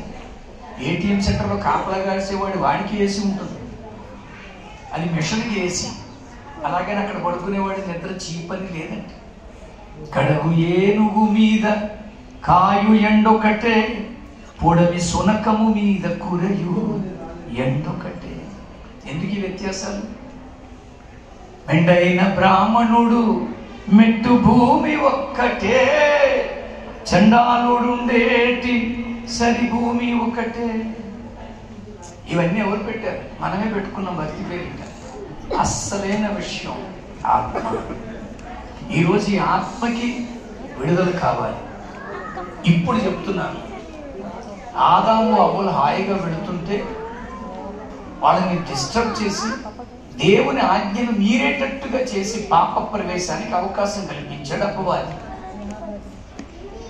ఏ పండు అయితే నేను వచ్చేంత వరకు ఆగడరా నాన్నలారా మీకు పెడతానని అన్నాడో అది అనాలోచితంగా దైవ ఆజ్ఞను మీరడం వల్ల పాపం వచ్చింది. చాలా మంది అంటారు, వాళ్ళెవరో చేసిన పాపం మాకెందుకు అందుద్దండి అని అనకండి. ఎందుకంటే ఈ తెలంగాణ ప్రభుత్వం ఇంతకు ముందు చంద్రశేఖర్ గారు పరిపాలించారు సీఎం గారు. ఇప్పుడు రేవంత్ రెడ్డి గారు సీఎం అయ్యారు. నేను అడుగుతున్నాను, కేసీఆర్ గారు చేసిన అప్పులకి రేవంత్ రెడ్డి గారికి సంబంధం ఉంటుందా? ఉండదనకండి, ఉండదండి. నేనేమీ చేయలేదు, అంత కేసీఆర్ చేశాడని అనమనండి రేవంత్ రెడ్డి గారిని, కుదరదు. ఇది అంతే. ఎవడో చేసిన పాపం మనకి జన్మ ద్వారా కర్మ ద్వారా మనకి పాపం అంటుతూనే ఉంది. అందుకనే మనం పాపం పోగొట్టుకోవడానికి భక్తి దగ్గరకు వచ్చాం. నేను ఎన్నో అయ్యప్ప స్వామి భజనలు చేసిన అనుభవం నాకు ఉందండి. అరటి దొప్పలతో మండపాలు కట్టడంలో నేను స్పెషలిస్ట్. 13 మండపాలు కట్టేవాడిని అండి. ఈ వేదిక కాదు, ఇలాంటి వేదిక 2 ఇంతలు ఉండాలి. అటు 6 ఇటు 6 మధ్యలో పెద్దది. అరటి దొప్పలతో 2 రోజులు ఉండిపోయి కట్టేవాడిని. చండ అనేటువంటి ఒక ప్రత్యేక వాయిద్యాన్ని కేరళలో నేర్చుకొని ప్రతి పడిపాటలో నేనే వాయించేవాడిని. పడిపాట పాడాలంటే నేను ఉండాలి, పంచామృతం గలపాలంటే నేను ఉండాలి. అలాంటి ఒక ప్రత్యేకత నేను చేసిన భక్తిలో తెచ్చుకున్నవాడిని. చివరిలో ఒక మాట మట్టుకు అంటాం, அறிஞ்சும் அறியாமலும் தெரிஞ்சும் தெரியாமலும் நாங்கள் செய்ய எல்லா பாவங்களை பொறுத்து காத்து ரட்சிக்கும் సత్యమాన పొన్న 18వ బడిలో వసిக்கும் హరిహర సుతనానంద చిత్తనయ్యనయ్యప్పని అంటారు. అర్థం కాక అనాలోచితంగా తెలిసి తెలియక మేము చేసిన ప్రతి పాపము నుంచి కాచి కాపాడి రక్షించు అంటారు. ఆ రక్షకుడు ఎవరు? నేను అన్నవరం దేవస్థానంలో అరగుండు చేయించుకొని జన్యం వేసుకోవడమే మాత్రమే కాదు, నేను పూజారి కాదు, పౌరోహిత్యం చేయలేదు, వేదం రాదు, స్మార్థం రాదు, కానీ వ్యవస్థ తెలుసు, సహకరించేవాడు. చేతిలో పుష్పాలు పెట్టించి ఒక మాట చెప్తారు, మీ అందరికీ వచ్చిన మాటే, నాతో వెనకాల చెప్పచ్చు. యాని కానిచ పాపాని అంటే అర్థం ఏమిటి? అది నీకు తెలియదు. ఏమండి అంటే పందులుగా చెప్పేది చేస్తున్నాం. అది by any means we are under sin అని అర్థం. నా మాటలు కాదు, ఇక్కడున్న మీరు గూగుల్ సెర్చ్లో టైప్ చేయొచ్చు. యాని కానిచ పాపాని జన్మాంతర కృతాని చ తాని తాని ప్రణశ్యంతి ప్రదక్షిణం పదే పదే. దక్షిణం అంటే కుడి భాగం కనుక తిరగాలి. పాపోహం నేనే పాపాన్ని, అహం బ్రహ్మస్మి అన్నారు. అహం అంటే నేను. పాప కర్మాహం నా కర్మలు క్రియలు పాపం. పాపాత్మ నా లోపల నా ఆత్మ పాపం. పాప సంభవ నా సంభవమే పాపం. త్రాహిమాం కృపయా దేవ కృపను కలిగి ఉన్నవాడు. ప్రపంచంలో ఏ పుస్తకమైనా చదవండి, నా కృప నీకు చాలు అనే మాట దొరికే స్థలం ఈ బైబిల్ గ్రంథం మాత్రమే. త్రాహిమాం కృపయా దేవ శరణాగత వత్సల అన్యదా శరణం నాస్తి త్వమేవ శరణం మమ తస్మాత్ కారుణ్య భావే రక్ష రక్ష. ఖచ్చితంగా అంటారు. ఈ ఆత్మను రక్షించేది ఎవరు? రక్షకుడు అవసరం. ఆత్మకి పట్టిన పాప చీడ పోవడానికి, ఆ పాపము అంటింది కనుక అది కడగబడడానికి రక్తం అవసరం, రక్షణ అవసరం. సర్వపాప పరిహారార్థో ప్రతి పాపము పరిహరింపబడాలంటే రుధిర ప్రోక్షణం అవశ్యం. ఖచ్చితంగా రుధిరం అంటే రక్తం అవసరం. తద్రుధిరం పరమాత్మేనాం. అది మీరు ఇందాక అన్నారు కదా, హిందూ అంటే పరమాత్మను తెలుసుకోవడం అని. ఆ పరమాత్ముడు పంపినటువంటి వారే క్రీస్తు. ఆ మార్గమే క్రీస్తు తప్ప మతం కాదు. ఎవరు మతాలు మారకండి. అలాగే శుభ్రంగా ఉన్న బొట్లు అవి తీసేయకండి, పేర్లు అవి మార్చేసుకోకండి. ఒకవేళ తీసుకున్న ఆడవాళ్ళు ఉన్నారంటే అది వాళ్ళ సమర్పణ, వాళ్ళు తీసుకున్నారు, అందులో తప్పు లేదని సమర్పణ గౌరవిద్దాం. నేను 2 నెలలు నేను అమెరికాలో ఉన్నానండి. అక్కడ ఉన్న డ్రెస్ కోడ్ మనకి చాలా ఇబ్బందికరంగా ఉంటుందండి. అసలు ఎయిర్పోర్ట్లో కూర్చుంటే ఇంత నెక్కలు వేసుకొని ఆడవాళ్ళు, అంటే మన భాషలో మాట్లాడుతున్నా కొంచెం ఇబ్బంది పడినా ఆ తొళ్ళన్నీ చూపించి తిరుగుతారండి. ఆ అమ్మాయిని పిలిచి what is this non sense dressing అని అనగలమా? అది వాళ్ళ పద్ధతి, వాళ్ళ ఇష్టం, మనం ఏం అనలేము. సమర్పణ అనేది ఒకటి ఉంటుందని మనిషికి, నేను ఇలా ఉండాలి అని అనుకుంటాడు, అలా ఉంటాడు. మీరు గౌరవించడమే, నీ వీలైతే నమస్కరించడం సంస్కరించడం తప్ప ఇంకొకటి లేదని. అందుకని అంటున్నాను నేను, వీటికి భక్తికి ఎక్కడ సంబంధం లేదు. ముఖ్యంగా మీరు చేసే వాటికి బైబిల్కి ఎక్కడ సంబంధం లేదు. ఇది సమర్పణకి సంబంధించింది మీరు, కానీ ఇక్కడ మనస్సుకు సంబంధించిన మాట నేను చెప్తున్నాను. ఈరోజు నీ మనస్సు మారాలే తప్ప మతం మారడం వల్ల ఉపయోగం ఏం లేదు. మతం మారడం వల్ల ఇంకా చెప్పాలంటే మతం మార్చుకున్నాడని ముద్ర పడుతుంది తప్ప భగవంతుని తెలుసుకున్నాడని, పరమాత్మని చేరతాడనే మాటలు ఇక్కడ వినబడవు. అందుకని అంటున్నాను నేను, ఈరోజు రక్షించడానికి వచ్చింది ఎవరు? మనకేం తెలియదండి. చేతిలో పుష్పం పెడతారు, యాని కానించి పాపాన్ని జన్మాన్ని చెప్పినంత మెల్లగా చెప్తారా? యాని కానించి పాపాన్ని జన్మాంతరం అని చెప్తూనే అమ్మ 3 సార్లు తిరగండమ్మా అంటారు మధ్యలో. ఆ మంత్రంలో చెప్పేస్తారు, యాని కానించి పాపాన్ని జన్మాంతరం కానించి దాని 3 సార్లు తిరగంటే పువ్వట్టు తిరుగుతాం మనం. ఇది వైరు ఉంది, నేను తిరగలేకపోతున్నాను. 3 సార్లు తిరిగేస్తాం. నేను తిరగద్దని చెప్పట్లేదండి, తిరగబడాలి. ఇదిగో ఈ దైవజనుల దగ్గరికి రండి, తిప్పుతారు. తండ్రి యొక్కయు కుమారుని యొక్కయు పరిశుద్ధాత్మ నామంలో నీ బతుకు తిప్పబడితే పరలోక సౌఖ్యం, ఇహలోక భాగ్యం 2 దొరుకుతాయి. దేవునికి స్తోత్రం కలుగునే కాక. అందుకనే స్పష్టంగా అంటున్నాను నేను, మత మార్పిడిని మీరేం ప్రోత్సహించడం. మా ఆంధ్రప్రదేశ్ ముఖ్యమంత్రి అయిన నారా చంద్రబాబు నాయుడు గారు ఈ మధ్య ఒక స్టేట్మెంట్ రిలీజ్ చేశారు. బలవంతపు మత మార్పిడిని నేను అరికడతానన్నారు. నేను కూడా దాన్ని ముద్రేస్తున్నాను. బలవంతంగా ఎవరిని భక్తి చేయించలేము. ఈరోజు నీలో ఉన్నటువంటి ఆత్మకు పట్టిన పాప చీడ తొలగించుకోవడానికి మార్గమైన ప్రభువుని తెలుసుకో. ఎందుకంటే దేవుడు ఆలోచన చేశాడండి, ఆజ్ఞను అతిక్రమించడం వల్ల వచ్చిన పాపం. మనకేమీ లేవనుకోకండి. కృతయుగం ఉంది, చదవండి మీరు. త్రేతాయుగం ఉండింది, చదవండి మీరు. ద్వాపరయుగం ఉంది, ఇప్పటికీ రుజువులు ఉన్నాయి, చదవండి మీరు. ఇది కలియుగం. ఆ 3 యుగాల్ని నమ్మినటువంటి మనం, ఆ యుగ సంబంధమైన కార్యాన్ని విశ్వసించిన మనం, ఆ యుగ సంబంధమైనటువంటి దైవ అవతారాన్ని నమ్మినటువంటి మనం, ఈ కలియుగంలో దేవుని యొక్క సంకల్పమైన మానవ అవతారంలో వచ్చిన ప్రభువుని ఎందుకు నమ్మడానికి ఇన్ని అడ్డంకులు పెట్టుకుంటున్నాం? భగవద్గీతలో చెప్పబడింది, అవజానంతి మామూఢ మానుషీ తనుమాశ్రితం పరంభావం అజానంతో మమభూతం మహేశ్వరం. మహేశ్వరునైన నేను మానవ రూపంలో అవతరిస్తాను. ఇది ఆయనే చెప్పారు.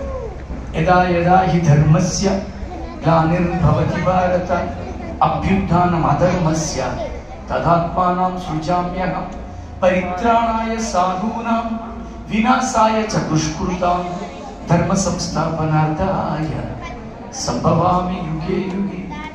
యుగ సంబంధమైనటువంటి అవతారంగా మీరు ఎందుకు భావించకూడదు? అందుకనే స్పష్టంగా మాట్లాడుతున్నాను. మనకి చెప్పే గురువులే మనల్ని తప్పుదోవ పట్టిస్తున్నారు. వాళ్ళే ఒకవేళ దీనికి అర్థం చేసుకుని ముద్ర వేస్తే అందరూ మంచి భక్తిలోనే ఉంటారు. ప్రతి ఆత్మ కూడా పరమాత్మ దగ్గరికి చేరుతుంది. దీనికి మతం రంగు పూశారు. అందువల్ల మనకి సత్యం తెలియకుండా మనకి ఆటంకం అయిపోతుంది. ఈరోజు నీ ఆత్మ రక్షింపబడాలి మిత్రులు. ఈ భూ సంబంధమైన ఏమీ నువ్వు తీసుకెళ్ళలేదు. పేరు ప్రఖ్యాతులు, ఘనకీర్తులు, కుల మతాలు, ఆస్తులు సంపాదించినవి ఏమీ నీతో రావు. నీతో వచ్చేదల్లా ఒక్కటే, నువ్వు చేసిన క్రియలు. ఆ క్రియలే నిన్ను పరలోకానికి తీసుకెళ్తాయని బైబిల్ చెప్పింది. ఇక మీదట వారు తమ ప్రయాసమాని విశ్రాంతి పొందుతారు, వారి క్రియలు వారి వెంట వచ్చును. నేను ఇలా మాట్లాడుతుంటే పంతులు గారు మురిసిపోయారు. నేను నా కారు దగ్గర నిలబడి వింటున్నారు. నేను వెళ్ళేసరికి నాకు నమస్కారం చేశారు. నేను ప్రతి నమస్కారం చేశాను. మంది ఏ ఊరు అన్నారు. మంది కాకినాడ అంటారు. మా బాగా చెప్పేవయ్యా అన్నారు. సంతోషం అండి అన్నారు. నేను నిన్ను ఒకటి అడగచ్చా అన్నారు. అడగండి అన్నాను. వారు పెద్దవారు. ముర్రమండల అనే ప్రాంతంలో విశ్వేశ్వర ఈశ్వరుడు గుడి ఉంటుంది. అందులో పౌరోహిత్యం చేస్తారు. వారి ఆహార్యాన్ని బట్టి తెలుస్తుంది వారి పౌరోహితులని. నేను నిన్ను ఒకటి అడగచ్చా బాబు అన్నారు. అడగండి అన్నాను. ఆకాశాత్ పతితం తోయం తెలుసా నీకు? తెలుసండి. ఏది చెప్పు? ఆకాశాత్ పతితం తోయం యదా గచ్చితి సాగరం సర్వదేవ నమస్కారం కేశవం ప్రతి గచ్చితి. దాని అర్థం, ఆకాశం నుంచి పడిన ప్రతి వర్షపు బిందువు ఏరులై, కాలవలై, నదులై సముద్రంలోనే కలవాలి. అలాగే ఎవరు ఏ దేవునికి నమస్కారం చేసుకున్నా సర్వదేవ నమస్కారం కేశవం ప్రతి గచ్చితి, అందరూ మోక్షానికి వెళ్తారు. దాని అర్థం అయితే అదే. మరి ఆ అర్థం తెలిసి, ఆ భావం తెలిసి మళ్ళీ యేసుక్రీస్తు మార్గం అని ఎందుకు అంటున్నావు అన్నాడు. అయ్యా మీరు పెద్దవారు, మిమ్మల్ని ఒక వివరం అడుగుతా చెప్తారా? అడుగు అన్నాడు. మీలో ఎవరికైనా కంటికి బాధ కలిగితే కంటి వైద్యుడి దగ్గరికి వెళితే కంటి వైద్యుడు కంటిని పరీక్ష పెట్టి మిమ్మల్ని కూర్చోబెట్టి మెడను వెనక్కి వాల్చి కళ్ళల్లో ఐ డ్రాప్స్ వేస్తారు. ఐ డ్రాప్స్ వేసిన 2 నిమిషాలకి గొంతులోకి చేదుగా వస్తుంది. అవునా కాదు? ముక్కులో డ్రాప్స్ వేసుకుని గొంతులోకి చేదు దిగుతుంది. అవునా కాదు? చెవిలోకి వస్తున్న గొంతులోకి వస్తుంది. అప్పుడు ఆ పంతులు గారు అవును వస్తుంది, ఎందులో పోసుకున్న గొంతులోకి చేదొస్తుంది అన్నాడు ఆయన. అయితే మీరు పని చేయండి పంతులు గారు, ఇప్పుడు ఇంటికి వెళ్ళిపోయిన తర్వాత శుభ్రంగా కాళ్ళు చేతులు కడుక్కొని ఈ వస్త్రాలు విప్పి ఇంట్లో ఉన్నవి వేసుకొని హాయిగా ఆకు వేసుకొని శుభ్రంగా అన్నం పట్టించుకొని పప్పు ఆవకాయ వేసుకొని ఆవకాయ చెవులో దోసేసి పప్పు ముక్కలు దోసేయండి అన్న. ఆయనకి రోషం వచ్చేసింది. అలా ఎందుకు పెడుతుంది? ఆహారం వెళ్ళడానికి దేవుడు నోరనే మార్గం పెట్టాడుగా అన్నాడు. ఆహారం వెళ్ళడానికి నోరనే మార్గం పెట్టిన ఆ దేవుడే ఆత్మ వెళ్ళడానికి యేసు అనే మార్గాన్ని పెట్టాడు. దేవునికి స్తోత్రం. ఆ మార్గాన్ని తెలుసుకోండి, మతాలు మారకండి. నేను మళ్ళీ స్పష్టంగా అంటున్నాను, నేను ఈరోజు నీ ఆత్మను రక్షించడానికి ఆయన వచ్చాడు. అలాగున ఆలోచన చేస్తే దేవుని ఆజ్ఞను మీరి పాపం తెచ్చుకున్నాడు ఈ ఆదాము. దేవుడు ఆదామును పలకరించడానికి వచ్చినప్పుడు దేవుడు ఆదామును పిలుస్తారు. ఆదామా మీరు ఎక్కడా అని అడుగుతారు. అందుకు ఆదాము ఒక్క మాటలో 4 సమాధానాలు చెప్పాడు. ఏమంటాడో తెలుసా? నీ స్వరమును వినినప్పుడు మేము దిగంబరులమై ఉంటిమని భయపడి దాక్కున్నాం. ఈరోజు దైవ స్వరాన్ని వినడానికి మానవుడు ఎందుకు భయపడాలి? ముఖ్యంగా క్రిస్టియన్ సభలంటే ఎందుకంటే అంత భయం? ఏం చేసేస్తారని? ఆ మీటింగ్లు మనకి కావు, ఆ మాటలు మనం వినకూడదు. ఏమైపోతుంది? నేను అన్నీ వింటాను. నా ఇంట్లో వేదాలు ఉన్నాయి, నిజంగా చెప్తున్నాను. నా ఇంట్లో రామాయణం ఉంది, మహాభారతం, భగవద్గీత అయితే 3-4 ఉన్నాయి. తప్పేమీ లేదండి సత్యం తెలుసుకోవడానికి. నేను కూడా సత్యం తెలుసుకోవడానికి జరిగిన కార్యమే చెప్తున్నాను, ఎవరిని కించపరచట్లా. మాకు నవరాత్రి వస్తే పెద్ద పండగ. వెళితే కేరళ పెడతాం, లేదా కాకినాడలోనే ఉంటాం. బాలా త్రిపుర సుందరి గుడి ఒక ఉంది, ఆ గుడిలోనే ఉంటాం. ఎందుకంటే మా అమ్మగారి మీద అమ్మవారి పూనకం ఉంటుంది కనుక అక్కడే ఉంటాం. మా అమ్మ తెల్లవారుజామునే లేచిపోయి స్నానాలు చేసుకొని పూజ చేస్తుంది. కొన్ని కిలోలు కుంకుమ పూజ చేస్తుంది. అవన్నీ శుభ్రం చేసి ఆ పీఠం అంతా శుభ్రం చేసి కాకినాడలో పెండాల చెరువు ఉంది, అందులో కలిపారు. ఈ బాధ్యత నాది. అలాగే ఒకరోజు పీఠం అంతా శుభ్రం చేస్తున్నాను. కుంకానికి ఉన్నటువంటి ఒక న్యాచురల్, ఒక సహజ సిద్ధమైన విషయం ఏమిటంటే కుంకం పక్కన పెడితే ఒక వారం రోజుల్లో పురుగు పెట్టేస్తుంది. ఈవెన్ బియ్యానికి పప్పులకి ఎలా పడుతుందో కుంకానికి పడుతుంది. అందులో ఒక పురుగు ఒక పటంలోకి దూరే పటాన్ని కొరికేసింది. వెంటనే నేను అమ్మా అని అరిస్తే మా అమ్మ వచ్చింది. ఏరా అంటే పురుగు దేవుడిని కొరికేసింది అమ్మా. మా అమ్మ ఒకటి కొట్టింది, తీసేయండి. ఆ పటాన్ని తీసేసాను. అప్పుడు మా అమ్మ అంటుంది, బజార్లోకి వెళ్ళి ఇలాంటి పట్టమే కొనుక్కురా. బజార్లో దేవుడు దొరుకుతాడమ్మా. ఇవన్నీ మంచి సందేహాలే తప్ప వెటకాలని కాదు. అప్పుడు మా అమ్మ నన్ను వెళ్ళమంటే ఒక 5 రూపాయలు ఇచ్చింది. ఒరే 5 రూపాయలు పెట్టి కొనేకు, 2 రూపాయలు 2.5కు బేరం ఆడాలి. ఎవరిని మాట్లాడండి కొంచెం. దేవుణ్ణి బేరమాడి తేవాలా? ఇంక ఆవిడని అడిగితే ఏదో ఒకటి అంటుందని నేను వెళ్ళిపోయాను. తెచ్చి నేను బేరవాడి తీసుకొచ్చిన దాన్ని పట్టణంలో పెట్టిన తర్వాత పాదాన్ని ఏం చేయమంటాం అన్నాను. సింపుల్గా పాడే అందండి. ఇన్ని సంవత్సరాలు దేవుడిని పూజించాం, భక్తి చేసాం.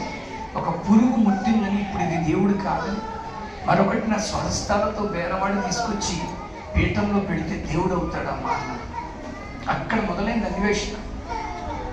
అందుకే చెప్తున్నాను, నేను చేసిన భక్తిని ఎప్పుడూ తిట్టుకోనండి. మంచి భక్తే చేశాను. నా మాట, నా ధైర్యం ఏంటంటే అంత మంచి భక్తి చేశాను కనుకే ఎంత మంచి రక్షకుడు నాకు దొరికాడండి. దేవునికి స్తోత్రం. మీరు తెలుసుకోండి అంతే తప్ప మిమ్మల్ని ఏదో అర్జెంటుగా బాప్తిజాలు తీసేసుకోవాలి, అదే మీరు ఇంకోటి చేయాలనేది నా ఉద్దేశం కాదు, మన నెగేటివ్ ఉద్దేశం అంతకంటే కాదు. సత్యాన్ని తెలుసుకోవడానికి ప్రయత్నం చేస్తారని మాటలు చెప్తున్నాను. అలాగున నేను సత్య అన్వేషణలో నిజరక్షకుడైన యేసుక్రీస్తు వారిని ఒక గొప్ప దర్శనం ద్వారా పొందుకోగలిగాను. నేను చాలా మంచి భక్తి చేశాను. పూజ్యాయ రాఘవేంద్రాయ సత్యధర్మరతాయ చ భజతాం కల్పవృక్షాయ నమతాం కామధేనవే. 101 ప్రదక్షిణలు చేసేవాడిని. నాకు ఇష్టం. ఎవరైనా మంత్రం మర్చిపోతారని నేను గట్టిగా చెప్పేసేవాడిని.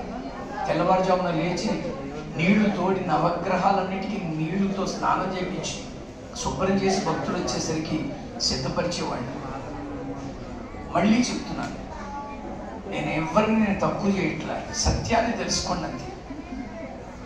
ఎందుకు యేసు రావడం జరిగిందంటే ఆలోచన చేశాడు సృష్టికర్త అయిన దేవుడు. స్థితికారకుడైన కుమారుడు, లయకారకుడైన పరిశుద్ధాత్ముడు, సృష్టి స్థితి లయకారకులు మాట్లాడుకుంటూ ఇప్పుడు ఆదాము మనలో ఒకరి వంటి వాడయ్యాడు. Adam became one of us.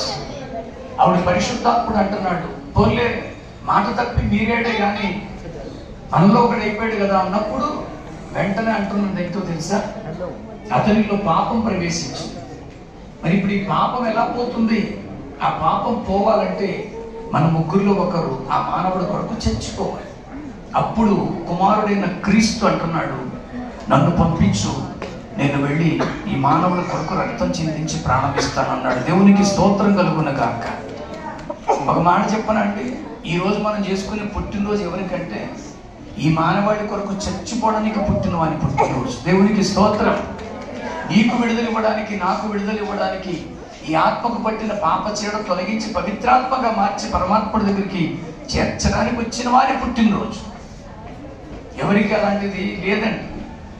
Shatamanam Bhavati శతాయు పురుష సతేంద్రియే ఆయుష్యేంద్రియే ప్రతిష్టతి అంట. ఎవరు పుట్టినా దీర్ఘాయుష్మాన్ భవ అంటారు. ఆ మంత్రాలకి కానీ ఆశీర్వాదాలకి కానీ నోచుకొని వాడు ఎవరైనా ఉంటే యేసుక్రీస్తే. ఎందుకంటే ఆయన ఈ లోక కళ్యాణార్థం తన ప్రాణాన్ని అర్పించి మనకు విడుదల ఇవ్వడానికి ఆయన వచ్చాడు. ఒక పుణ్యకార్యం చేయడానికి ఆయన వచ్చాడు. అందుకనే అంటున్నాను నేను, ప్రతి పాపము నుంచి విడుదల పొంది పుణ్యకార్యం సర్వ పాప పరిహారార్థో రుధిర ప్రోక్షణం అవశ్యం తద్రుధిరం పరమాత్మేన పుణ్యదాన బలియాగం. ఒక బలియాగం ద్వారా ఈ పుణ్యకార్యం మానవాత్మలకు జరగాలి. అది చేయడానికే వచ్చాడు.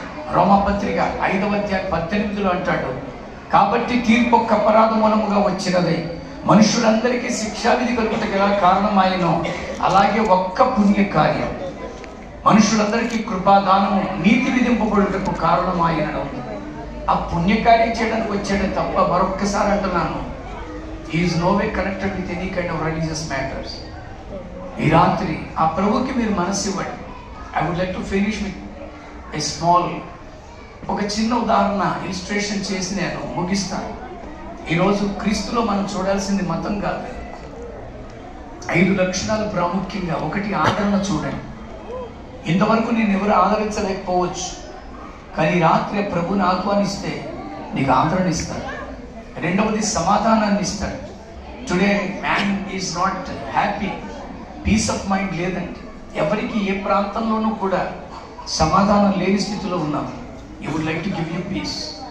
మూడవదిగా నిన్ను వెలుగుగా చేయబోతున్నాడు. You are going to be a great light for the society. నాలుగవదిగా you would like to make you glory, నిన్ను ఒక మహిమగా మార్చబోతున్నాడు. చివరిగా ఆ క్రీస్తులో రక్షణ మనం చూడగలం.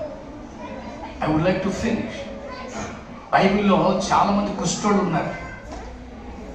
ఆ రోజుల్లో యూదులు పెట్టుకున్న నియమ ప్రకారంగా కుష్టి వ్యాధిగ్రస్తుడు ఎవడైనా పట్టణంలోకి వస్తే రాళ్లతో కొట్టి చంపేయాలనే నియమం ఉంది. అలాంటి నియమ నిబంధనలు దాటుకొని ఒక కుష్ఠోడు వచ్చాడు. ఈరోజు మీరు కూడా రండి. నేను కూడా మంచి భక్తిలోంచి వచ్చిన వాడిని. ఆ నియమ నిబంధనల్లోకి నేను లోబడిపోయి ఉంటే నేను తెలుసుకునేవాడిని కాదు. నా ఆస్తి నాకు రాదని అనుకుంటే నేను ఎంత ఆస్తిమంతుడు అయ్యేవాడిని కాదు. మా నాన్నగారు ఆస్తిని అందరికీ పంచారు, కానీ నా వాటా ఏమీ ఇవ్వలేదు. నాకు ఇచ్చిన వాటా ఏంటో తెలుసా? దీపాలు, స్టీల్ కంచాలు అవి ఇచ్చారు. ఈరోజు వీటి మీద నా దృష్టి లేదు, అక్కడ ఉంది నా దృష్టి. అందుకనే ఆ నియమ నిబంధనలు దాటుకొని వచ్చాడు ఆ కుష్ఠుడు. యేసు దగ్గరికి వచ్చాడు. యేసు దూరంగా నిలబడి ఉన్నారు. నెహెమ్యా ఇక్కడ నిలబడు, ఆయనే యేసు అనుకోండి. బైబిల్ అక్కడ పెట్టాడు. యేసుక్రీస్తు వారు సూట్లో ఉన్నారా? అలాంటి ఆలోచన తెచ్చుకోకండి. ప్రస్తుతం యేసు అనుకోండి, నేనే కుష్ఠోడు అనుకోండి. ఈ కుష్ఠోడు యేసు దగ్గరికి వచ్చి అంటున్నాడు, ప్రభువా నీకు ఇష్టమైతే నన్ను శుద్ధినిగా చేయవాడు. వాస్తవంగా అది బైబిల్లో రాయబడి ఉంది కనుక అదే చదువుతాం. కానీ యేసు చేసిన విధానాన్ని బట్టి ఆ కుష్టి వ్యాధిగ్రస్తుడు ఎలా అడిగాడో నేను ఇలా అనుకుంటున్నాను. ఏమనుకుంటున్నాడంటే, ప్రభువా నీకు ఇష్టమైతే అని పైకన్నాడు, కానీ మనస్సులో అనుకుంటున్నాడు నన్ను ముట్టుకోవాలి. ఈ రాత్రి నేను అంటున్నాను, నిన్ను కూడా ముట్టుకుంటాడు ఆయన. మనస్సు చూసే దేవుడు అంటే ఇక్కడ లోకంలో భక్తి అంతా ప్రదర్శనగా కనబడుతుంది, ఇది ప్రవర్తన భక్తి. ఎందుకంటే మంచి ఇల్లు కట్టుకున్నాడు, భార్య, 2 పిల్లలు, దౌర్భాగ్యం వ్యాధి వచ్చేసింది. అది ముదిరిపోయింది, కంపుగా మారిపోయింది. పిల్లలు అంటున్నారు అమ్మతో, అమ్మ నాన్న ఒక్క చోట కుదురుగా కూర్చోట్లేదు, ఎక్కడ పడితే అక్కడ తిరిగేస్తున్నాడు, ఇల్లంతా కంపు కొట్టేస్తుంది, నువ్వు ఏదైనా చెయ్యమ్మా అని.